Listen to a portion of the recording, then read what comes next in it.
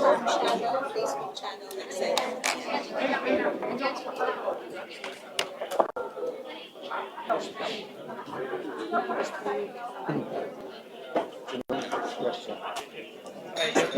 Yes, yes, yes.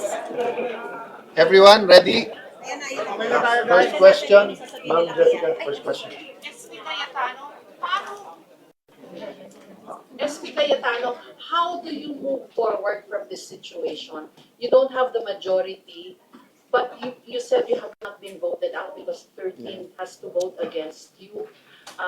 Someone described this situation as para raw po kayong hari na wala namang kingdom. Ano masasabi niyo doon? Okay.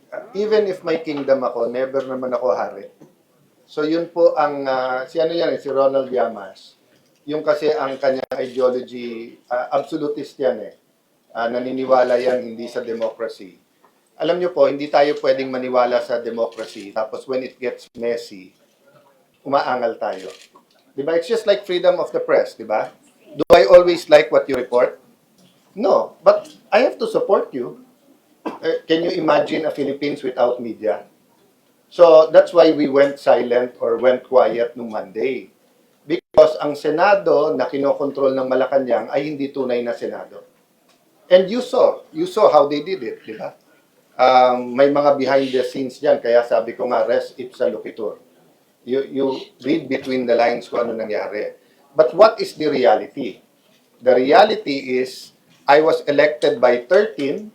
The Constitution, the Senate rule says, hindi ka pwedeng palitan kung hindi 13. So wala silang 13, so wala silang quorum. Kahit anong i-invento nila sa kanilang justification, hindi totoo yun. Pangalawa, even assuming may quorum sila, 13 para tanggalin ang Senate President pro tempore. Even if natanggal nila, kasi yung all seats vacant, nung pinukpok pa lang, natawa na ako, hindi alam ni Senator Win, you cannot declare all seats vacant with 12.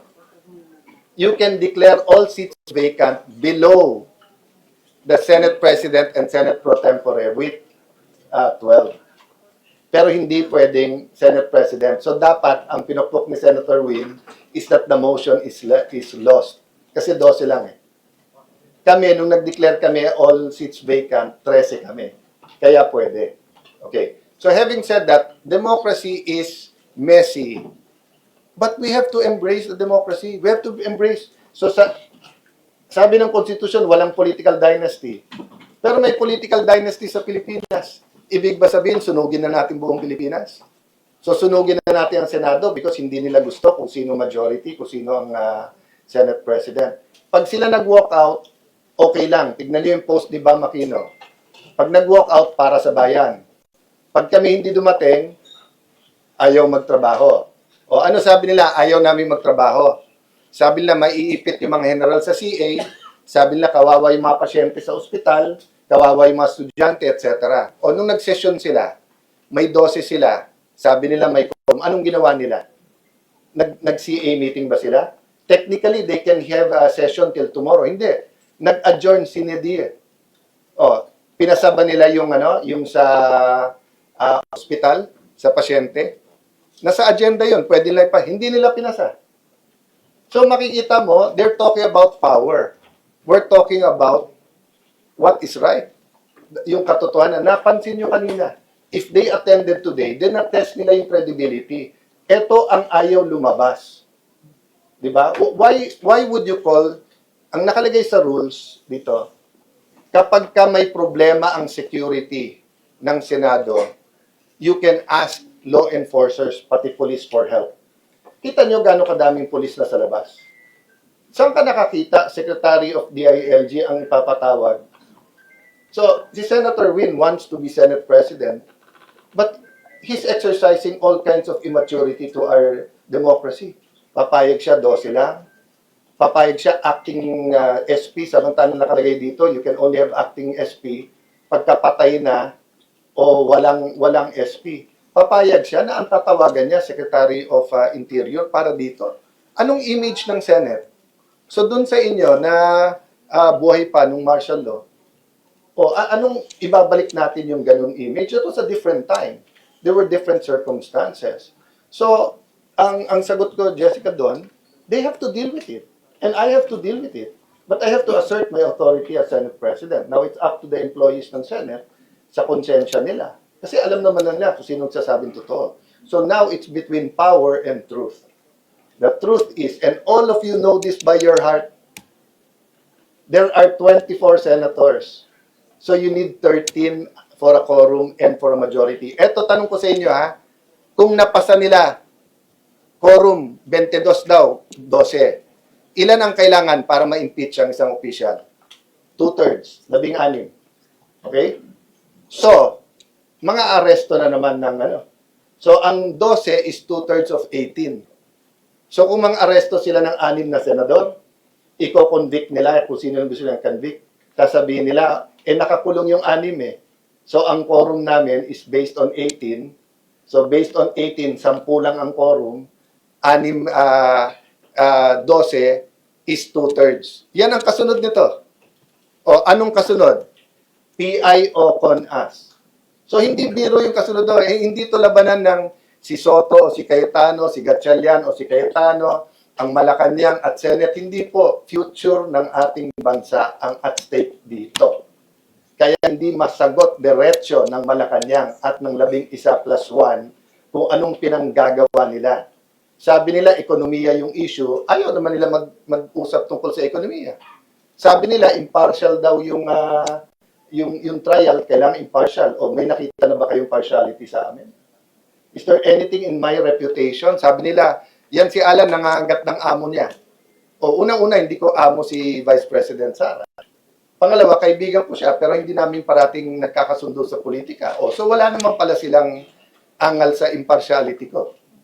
O, bakit niyo sinasabi? So, Ma'am Jessica, the point is, for their convenience, the media, the Constitution, Senate should bend backwards? I don't think so. I think they should follow the law. Isa na lang po, ano ang reaction nyo nung sumipot po dito kahapon si Senator Escudero? Thus, nagkaroon po ng majority yung dating minority. I'm And praying you for are him. now minority. I know his circumstance.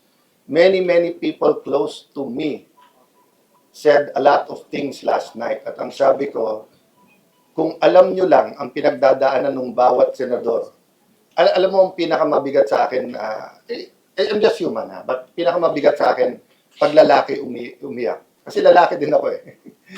sa buong buhay ko, twice ko lang nakita umiyak dad ko. Nung EDSA Revolution and then one more time. 2 beses ko lang nakita umiyak ang dad ko. Nung nag-pass away dad ko, yung minuto na nag-pass away siya, lalabas yung luha sa mata ko, sinabihan ako ng uncle ko, you're the man of the house, you have to take charge. Kumbaga, hindi ka pwedeng umiyak. So makita ko yung kapwa senador na umiiyak, na may kaso sila, na hindi sila guilty, pero pinipilit silang sumunod. Mabigat sa akin yon. So hindi ko isa-isahin kung sino-sino yung mga yon. Yung isang binanggit ko nga kanina, walang kaso. Pero natakot na mabanggit ni Senator Lacson. That's the reality we're doing now. So I ask all of you, akala ko ba, sabi niyo, ang gusto niyong mga senador, Salonga, Tanyada, Recto, Miriam Defensor Santiago, okay, then help us. Because that's not what is happening now. Di ba? Para kaming grupo ng konsehal o ng mga barangay kagawad na tinatakot ng sigang mayor. That's what's happening in the Senate now. You may disagree with me, you might not like me, but you know in your heart, I am telling you the truth. Yun ang importante. You know in your heart, I am telling you the truth. So that's my reaction. I'll keep to myself my feelings. But I tell you honestly, Jesse, I will be praying for him. I love him as a brother. Alam ko yung pinagdaanan ni Hart. Alam kong ama siya na yung nagtatanong yung anak niya anong nangyayari. So I'm praying for him. Sir, Of course, the Cayetano bloc and the Gatchalian bloc now are both insisting that you are right. Ano po ang magiging susunod ninyong hakbang? Lalapit po ba kayo sa Korte Suprema para ma-resolve po ito? Sila ang dapat pumunta sa Korte Suprema. Pero hindi nila gagawin yun dahil alam niyang mali sila. That's a trap for them that they want me to go immediately to the Supreme Court because they know it will take time. Maniwala po kayo, pag may naresto pang 2, 20, tapos majority na naman kami, mag-iimbento na naman ng iba yon sila. So that's why I'm saying right now, no violence. I'm not calling for any kind of civil disobedience. I will calmly, actively fight for the rights of the Senate, rights of the duly elected Senate President, and appeal to people's conscience. Diba? I mean, some things like this take one day, some take 20 years, but so be it. Ang role ko po ngayon ay paglaban ng Senate, paglaban yung totoo. But you know, naawa ako sa mga magbabar exam pag hindi nagsalita yung mga dean. Kasi ngayon, ano eh, as you said, kampo ng Gatchalian, kampo ng Cayetano. Ngayon kasi, ano eh, parang inaano nila sinong Marcos, sinong Duterte. Siguro naman, the Philippines is bigger than just two issues and two personalities, di ba? We can start deciding what's right or wrong per issue na hindi ka nababash ng kalaban o kakampi mo. Di ba? Yun ang problema. Senator. Sir, just a follow-up. Can you just expound on what you mentioned a while ago that sometimes you have to bend the law to please Malacanang? Are you saying na Bend the Malacanang has a Constitution. hand on this? That's why nagkaroon ng 12 sa kabilang kampo? Or what Yeah. are you, what is your No, reason for saying such? It's so, Senator Jinggoy told the Senate media, di ba? At the right time, susunod na kabanata, ilalabas sa inyo yung ebidensya ng mga tumatawag sa kanya, nasa kabinete yung mga yon, na ino-offer nga na wala na siyang kaso, na basta't wag siyang aalis. That was not the first time that happened. It happened in February nung si Senator Legarda. At least 3 o baka 4 silang tinawagan. Etong 11 nagmi-meeting to with Malacanang. Etong kahapon na nangyari, coordinated yan. Di ba? I'll stop there kasi it's obvious naman eh. Di ba? So, but let me say this, that's the problem. The President keeps getting wrong information. Pati yung 11, yun ang sinasabi. Na kalaban, gusto kang alisin ng mga yan, yung NBI hindi pumasok, sila ng gulo, sila nagpaputok. Ang nagpapasok ng NBI sa Senate premises, mahigit 20 agents, ay si Senator Soto. Kompleto kami ng CCTV yan. Ang nanggulpe, NBI. Tapos naka-full battle gear sila Wednesday piniligiran. Pero lahat yan ay on the record at lahat yan hindi dumadating sa Pangulo ang tamang impormasyon. For Senator Marcoleta, sir, with all due respect, the media felt you made a sweeping accusation against the media na sabihin niyo po na bayaran ang mga media. Can you just clarify the statement at kung ano po yung ebidensya ninyo para sabihin na bayaran ng media? Pwede niyo bang i-play yung statement ko if I said that exact sentence? Baka hindi ganun ang pagkakasabi ko.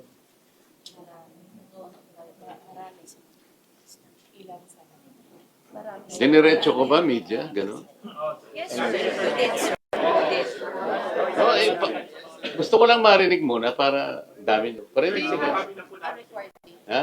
Parang ganun yung Narinig po namin lahat. Na? You meant PR. Sinabi niyo po karamihan sa media. O yun. Kasi sabi mo, media, parang lahat na eh. Hindi ko nila lahat. Kasi, you know, I'm coming from deep frustration. Ito na, umpisahan ko na eh. I was using the example in the rally of the INC last July 13 yata, yung 2025. It was a 2 million crowd gathered in Luneta. Rally ng INC yun. And I am one of the 4 speakers.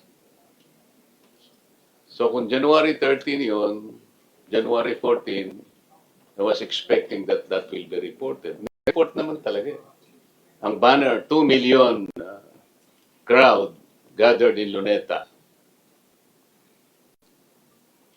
Except for the fact that I was the only one among the 4 speakers who provided the context of that rally.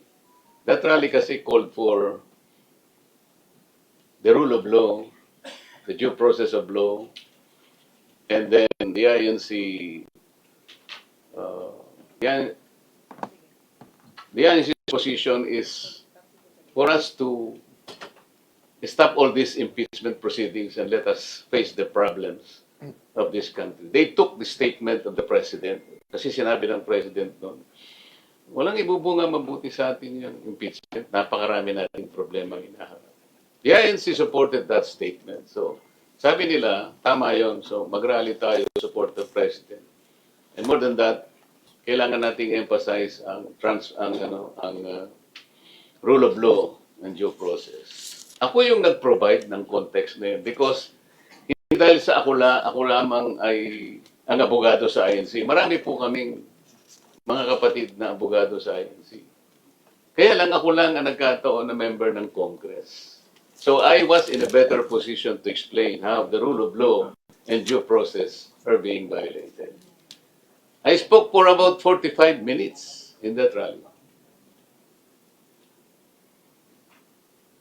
Ano po yung pinaka-influential po nating mga malalapad na dyaryo? Philippine Inquirer and Philippine Star. Yung nag-report po ng incident na yon sa Philippine Star, 8 reporters. Pinagsama ang isang... They work on only one report. 8 reporters.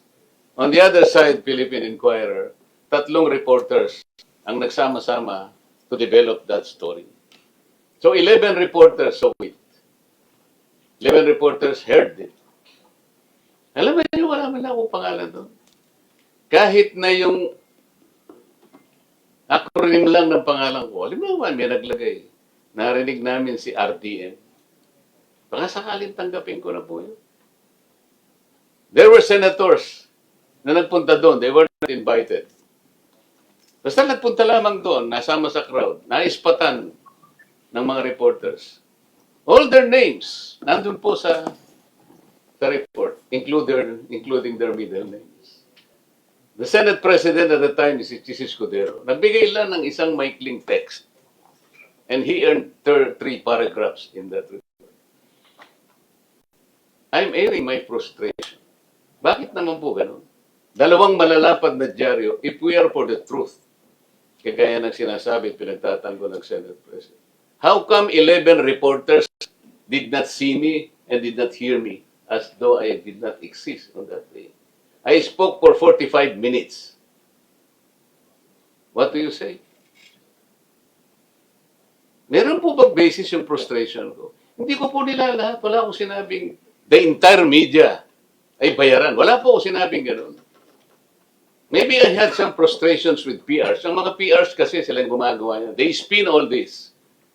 They control some narratives. Kung ang basihan po natin ay katuwiran at katotohanan, kagaya po nung hinanap naming pilit dito, yung katotohanan sa flood control. The media, the members of the media, is in a better and powerful position to help us. Kasi talaga nandyan kayo eh. Hindi po kayo, walang batas po na pipigil sa inyo. Kayo lang po ang industry na malaya na wala pong magkakartel ng rights nyo. That's why you are called Fourth Estate. Ganun po ang kapangyarihan ninyo. And kinikilala po ng gobyerno natin yan. Kami po kinikilala namin yan. Kumisan nga, ayaw namin magbalat sibuyas kahit na kung anong pinagsasabi sa amin. Pero mga tao din kami na napuprostrate din. Kamukha nung nangyari itong naghanapan natin kahapon. Sino ba po ang nag-ulat na yung kaso po ng Abilino versus Cuenco cannot even be applied? Sabi ko nga kanina, even bar flankers hindi nila tatanggapin because that was not applicable. Pero yun ang sinasabi ng mga nag-stage ng power grab kahapon. Alam po ninyo yung doktrina na itala ng Korte Suprema doon po sa Abilino and Abilino versus Cuenco. Tsaka po yung binanggit nila nung presidente pa si Senate President Franklin Drilon. Ang doktrina po ganito eh. Pag merong isang miyembro ng Senado na wala po sa bansa, kaya nang nangyari sa Abilino versus Cuenco, isa po yung wala nung panahon na yun. That was March 21, 1949. So 23 lang po. Nagkataon, meron pa pong isa na nasa ospital, kaya 22 lang po yung panahon na yun. So pwede na po yung 12 dahil wala po yung isa. Ang sabi po ng Korte Suprema, because they are outside the country, they are outside the coercive jurisdiction of the Senate. Nangyari din po sa mga LGUs yun. You have to look at the cases of La Carlota cases. Yun pong Zamora versus Carvalho. Mga ano po ito? Mga local government cases. Ang sabi ng Korte Suprema, pag wala po sa Pilipinas, they're outside the coercive jurisdiction of their sangguniang bayan. Ganun din yung panahon po ni President Franklin Drilon. Alam po niyo kung ilan yung outside noon ng bansa? 4 na senador po yung wala. So ang basis po ngayon ng majority, 20 na lang. So yung 11 po pwede ng quorum. Pero yung nangyari po kahapon, ang basis po is 24. Sino pong makakapagsabi sa inyo na si Senator Bato ay wala na po sa bansa? Gusto lang po nilang pilitin na tanggalin na po rito sa ating bansa at dalhin na po sa dihig. Yun po yung totoo. Si Senator Jinggoy naman po, nandito pa rin po, nakadetain sa ating kulungan, sa ating bansa. 24 pa rin po. Pinipilit po nila na i-apply po yung mga bagay na hindi pwedeng i-apply. 13 po ang ng majority. Lahat po ng ginawa nila kahapon, all motions, all actions that they did yesterday were illegal, unauthorized, unconstitutional to say the least. Ba't po nagmamadali silang gano'n? Ayaw po nilang matuloy ang pagdinig sa araw na ito. Kaya po kinuha nila kagad yung Blue Ribbon. Yun po yung pinagtatakpan nila. Ako po hindi ko pinagpipilitan ng sarili ko. Kung sila po ay gagawa lamang ng nais nating gawin lahat, malaman ang katotohanan sa likod ng karumal-dumal na pagnanakaw na ito, okay po yun eh. Nakita po ninyo kung ano yung ginawa nila nung sila ang nasa majority. Ano po ang ginawa nila? Natanggal po kami, okay lang sa amin po, nangyayari naman po sa buhay ng Senado yun. Acceptable po sa amin yun. Pero ang una lang tatargetin dahil nga sa Blue Ribbon.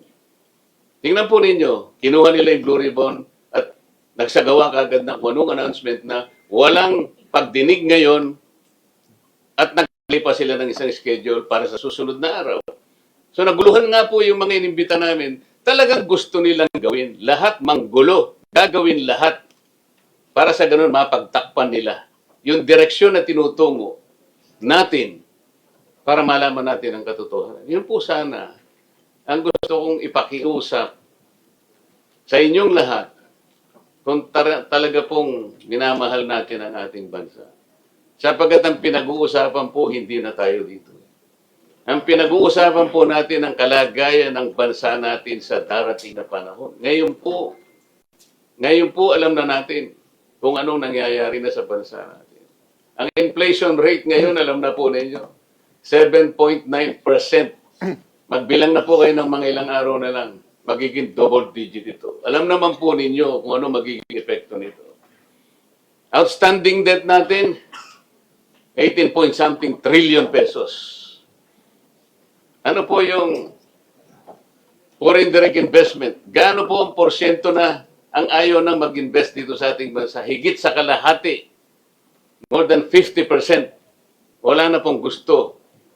Sapagkat nakikita na po nila ang instabilidad sa ating bansa. Hindi pa po tayo gagawa ng paraan para ayusin natin. May nagtanong po sa akin noon ano po ba ang dahilan bakit hindi po kayo magkaisa alang-alang sa ating bansa? Sabi ko po, ako ang ayaw makipagkaisa. Alam po ba ninyo ang unang susi para tayo magkaisa? Kaming lahat sa Senado ay magkaisa. Umpisahan po natin ang flood control. Pananagutan po naming lahat ito na ito'y maresolba sa lalong madaling panahon dahil ang taong bayan po'y naghihintay po ng kasagutan sa kanilang katanungan. Pera po nila ito. Bakit sila po matagal na panahon nagbulag-bulagan, nagbibingi-bingihan, parang mga pipi pa? 10 buwan ang nakaraan, meron po ba kayong nabalitaan na binuksan? Hindi po eh. Gumawa po pa silang napakaraming dahilan na wag nang ituloy. Saan po kayo nakakita ng gano'n?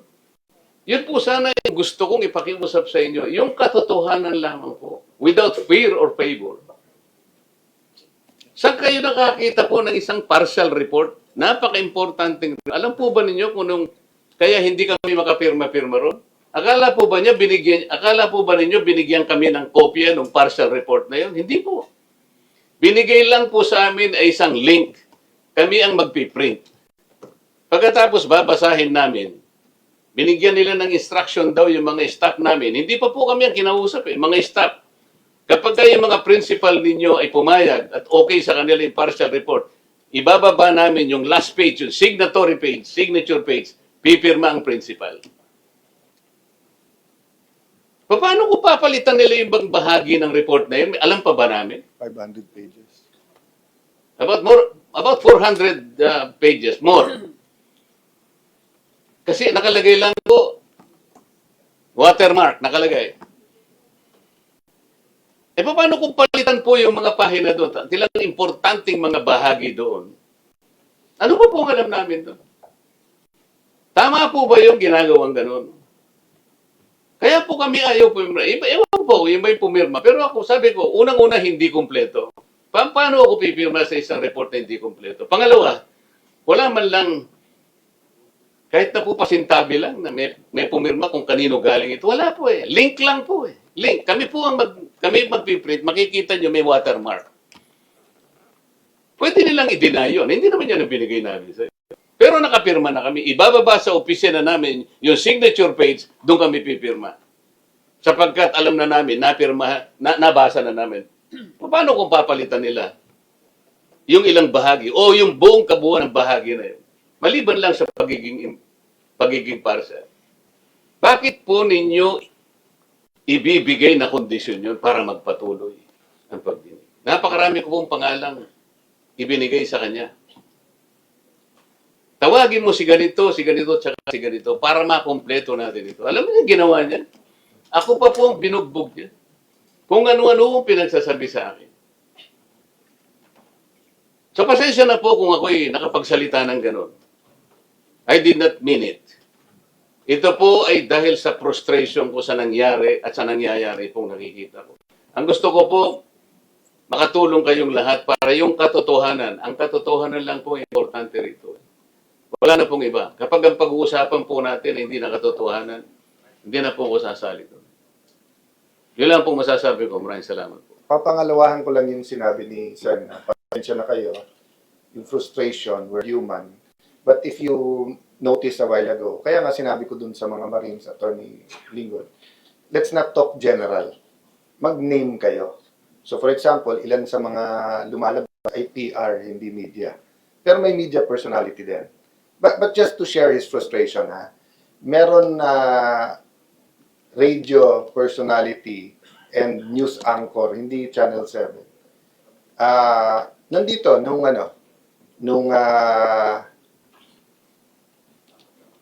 nandyan yung mga pulis, ang sabi niya kay General Aberin, Sir, yung ordinaryong tao sa bahay niya, pag may warrant of arrest, di ba dire-diretso ka sa bahay, isa-serve mo?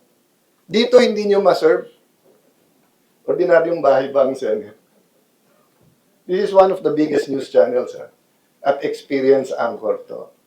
So kung ikaw nanonood ka, kilala mo yung credibility ng stasyon at yun. Hindi ka ba medyo di ba? O the same radio station naman nila, kanina pinapanood ko sa loob. Expert, tama yung 12. Yun lang nakabaranda sa nila. Okay. There are probably 1,000 legal experts in the country. Many disagree. Kung ikaw nanonood, expert 12. So, yung pong sinasabi na, if you look at all these newspapers, not all, I haven't read everything. It's legitimate news, kahit i-front page na Cayetano, Aplaza, and Robin kinakasuhan sa obstruction of justice. Pero so far, yung binabasa ko, walang nakalagay dyan na mismong si Secretary John Vic Remulla at yung PNP nung May 13 ay nagsabing, sila mismo nagsabi, walang warrant warrant of arrest. Wala silang arestuhin. So, paano naging obstruction of justice na pinigilan mo yung mag-a-arrest kung wala naman nag-a-arrest? Oh. Alam nyo rin, dahil ni-report ko sa inyong lahat, na sinabi ng NBI may warrant pero hindi kami binigyan ng kopya. So, kung may warrant kay Jessica So at walang, hindi ako binigyan ng kopya at pinauwi ko siya ngayong hapon, walang obstruction of justice yon. Di ba? Pero kung binigay nila sa akin ng warrant at sinabi ko, sandali, naka-protective dito sa Senate, and then pinatakas ko, may obstruction of justice doon. So, hindi mo masisi sa amin na hinahabol din namin yung old style ng reporting na buo yung storya. Di ba? Hindi clickbait na ito, tapos sa susunod na araw, sasagutin, etc. Having said that, it's not a perfect system. Many of you can't reach me. Di ba? Because it's a fast-paced news and you have to get the news. So, let's just bear with each other. But as Senator Marcoleta said, no, he meant it in the context that there is PR and there are things we need to balance, but he didn't mean that most or many. Sir? Yes. May I understand Spanish TV5? Hindi rin station. Thank you, sir. Hanggang doon lang ako, hindi malalaman yun eh.